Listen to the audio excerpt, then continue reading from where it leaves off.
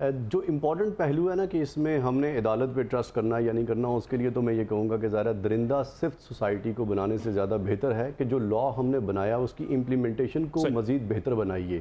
بہتر کیسے بنایا جا سکتا ہے؟ جیسے کہ ہماری پولیس ہے، پولیس کے پاس انف ٹریننگ نہیں ہوتی کہ ایسے واقعوں کو کنٹرول کرنے کے لیے انہیں کیا کیا سٹیپس لینے ہوتے ہیں۔ وہ ایسے ہی گیا، وہ بتا رہے ہیں ایسے ہی گیا، وہ ٹیکل نہیں کر سکا موب کو اور ان کو سیٹسفائی نہیں کر سکا۔ Absolutely, let me give you an example. For example, زیادہ ہیٹ کرائم جو انسیڈنٹ پیش آتے ہیں یو ایس اے اور کینیڈا کے اندر، اس کے لیے انہوں نے ایک الگ پولیس ترتیب دی ہوئی ہے کہ جب کوئی نفرت انگیز واقعہ پیش آتا ہے تو اس کو کنٹرولنگ کے لیے بیسکلی کیا کیا عوامل پہلے کرنے پڑتے ہیں۔ سب سے امپورٹنٹ سٹیپ یہ ہوتا ہے کہ you have to deal with those مساجد جو اس ایریا کے اندر موجود ہیں، اس ایریا کے کسی مسجد یا کسی مولوی یا کسی بھی فرقے کے آدمی جو کہ بڑا آدمی ہوگا اس سے بات کیجئے، تاکہ اس ماحول کو سب سے پہلے کول ڈاؤن کیا جائے، لوگوں کو اویئر کیا جائے کہ قانون کے پاس ریمیڈی موجود ہے، آپ کے مسئلے کو حل کرنے کے لیے ایف آئی آر درج ہوگی۔ اور اس کے بعد نجم صاحب، دا موسٹ امپورٹنٹ بات، اس بات کو سمجھا جائے گا کہ کیا واقعی یہ واقعہ پیش آیا بھی ہے یا یہ کسی طرح کی کوئی سازش ہے۔ جیسے کہ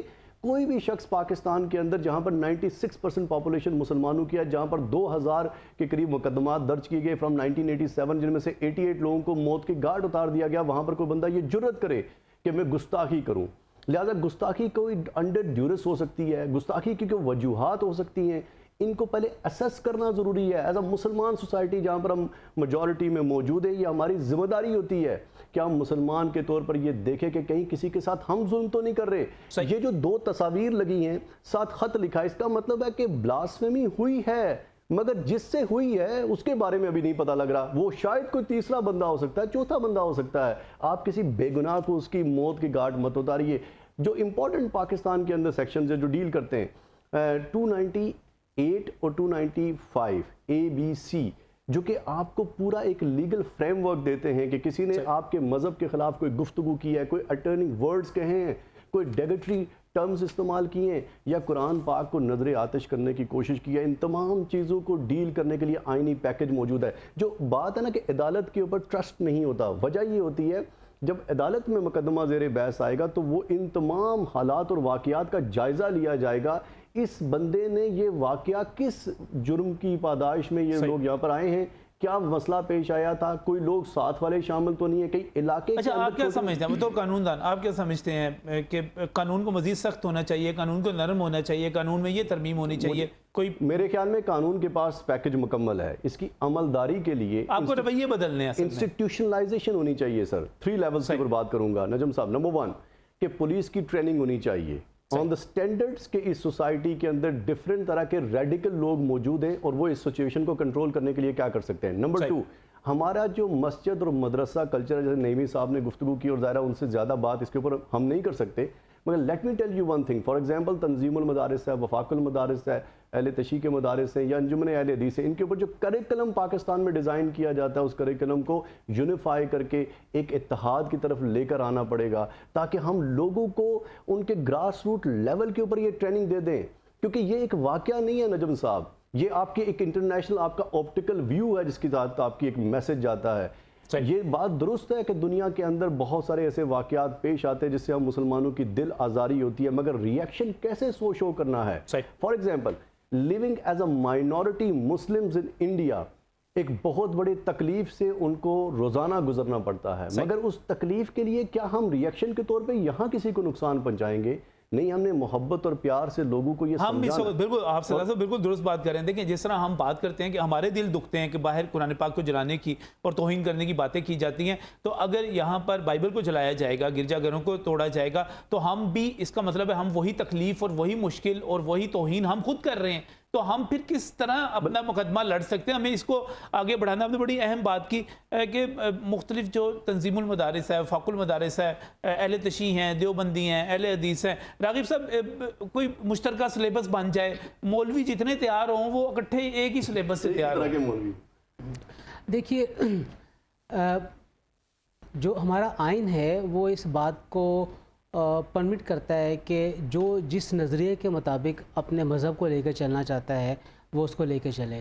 مسالک کے درمیان جو اختلافات ہیں یا جو اختلاف رائے نظریات کے حوالے سے میں اسی طرف آ رہا ہوں۔ دیکھیے نصاب جو ہے وہ کیا قرآن بدلیں گے, کیا حدیث بدلیں گے, کیا فقہ بدلیں گے؟ یہ تو نہیں بدل سکتے نا, یہ تو وہی چیز رہیں گی نا. ایک ہی سب کا نبی, دین بھی, قرآن بھی ایک ہے. کیا بڑی بات تھی کہ مولوی بھی سارے مسلمان ہیں, مولوی بھی ایک ہو میں عرض جاتے ہیں. کرتا ہوں, دیکھیے جو لیک ہے نا ہمارے ایجوکیشن میں, خاص طور مدرسہ ایجوکیشن میں, وہ لیک ہے سیوک ایجوکیشن کی, وہ لیک ہے معاشرتی رویوں کو کس طریقے سے آپ نے ایک دوسرے کے لیے قابل قبول بنانا ہے, وہ اس کی لیک ہے.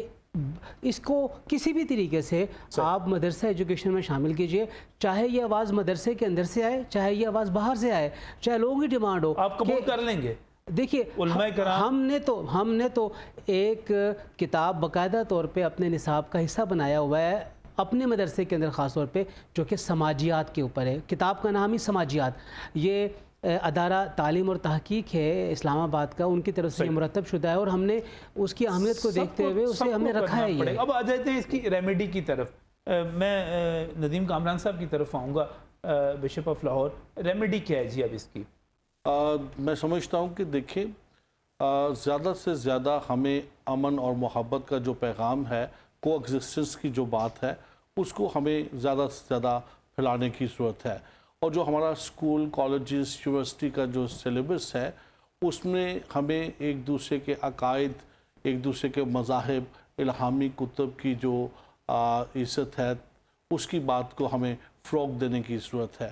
اور پھر میں سمجھتا ہوں کہ جو ہماری بیٹیاں ہیں, ہماری مائیں ہیں, ان کو خاص طور پر تربیت دینے کی ضرورت ہے کہ وہ بچوں کو ایک دوسرے کے ساتھ رہنا سکھائیں. یہ مت سکھائیں کہ کون کافر ہے, کون جنتی ہے اور کون جہنمی ہے. آپ نے فیصلہ نہیں کرنا, ہم نے فیصلہ نہیں کرنا, اللہ رب العزت نے کرنا ہے. یہ خداوند نے فیصلہ کرنا ہے کہ کون جہنم میں جائے گا, کون جنت میں جائے گا, لیکن ہم خود ہی اس کا فیصلہ کرتے ہیں اور اپنا یہ باتیں سکھاتے ہیں. پھر جو ہمارے اخبارات ہیں اور جو جتنا پرنٹ میڈیا ہے, الیکٹرانک میڈیا ہے, اس پہ امن کی بات کو, کو ایگزسٹنس کو. لیکن آپ سوشل میڈیا پہ ریاکشن دیکھ رہے تھے ندیم صاحب, آپ نے دیکھا ہوگا بڑا ہر طرف سے کسی بھی مسلمان نے اس کے اوپر یہ نہیں کہا کہ یہ ٹھیک ہو گیا ہے. ہر کسی نے مذمت کی, اور ایک مجموعی جو رویہ تھا, موب کا مینٹیلٹی کی بات نہیں میں کر رہا. آپ مطمئن ہیں اس سے؟ دیکھیں, 5 انگلیاں برابر نہیں ہیں. بہت سارے مسلمان بھائی جو ہیں وہ ہمارے ساتھ دکھ میں ہمارے ساتھ شریک ہیں, کھڑے ہیں ہمارے ساتھ, ٹھیک ہے.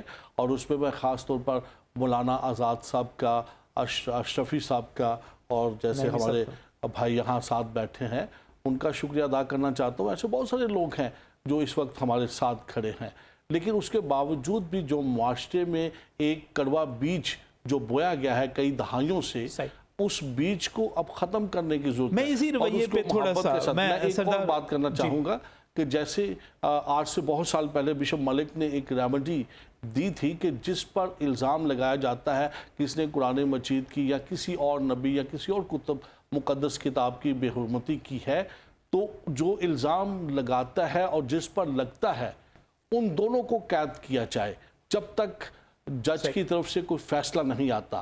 اس وقت تک ان دونوں کو بند کرے تاکہ کوئی غلط دونوں بند ہو سکتے ہیں. دونوں کو بند کیا جا سکتا ہے. ایک کو تو آپ تھریٹ کے طور پہ بند کریں گے اور دوسرے کو ظاہر آپ FIR کے طور پہ بند کریں گے. مگر ایک چیز اس میں نجم میں اضافہ کروں گا, ہمارے پاکستان میں فیڈرل شریعہ کورٹ نے اس پورے آئین کے اوپر استدلال کر کے اپنی ایک رائے کا اظہار بھی کیا ہوا ہے. اور پاکستان میں 1990s میں بشپ ڈینی کی جانب سے ایک سپریم کورٹ میں پٹیشن بھی دائر کی گئی تھی, جس کو رد کر کے باقاعدہ اس کو قانون کو ترتیب دیا گیا تھا. اصل بات کیا ہے کہ جب کوئی جگہ پہ میجورٹی ہے تو میجورٹی کے اوپر, جو کہ نعیمی صاحب موجود ہے, اس کے اوپر میں چاہوں گا کہ وہ بات کریں کہ میجورٹی کے اوپر یہ احساس ذمہ داری عائد ہوتی ہے کہ وہ مائنورٹی کی چیزوں کو تحفظ دے اور ان کے دیے ہوئے الفاظ. بڑا اہم بات, بڑی آپ نے بات کی, بڑی اہم بات کی, اس پہ پھر بھی بات کریں گے. آج وقت تھوڑا سا محدود ہے, تو اجازت چاہوں گا سردار جنید بہادر خان آپ کا تشریف لانے کے لیے. راغب نعیم صاحب آپ کا بہت بہت شکریہ.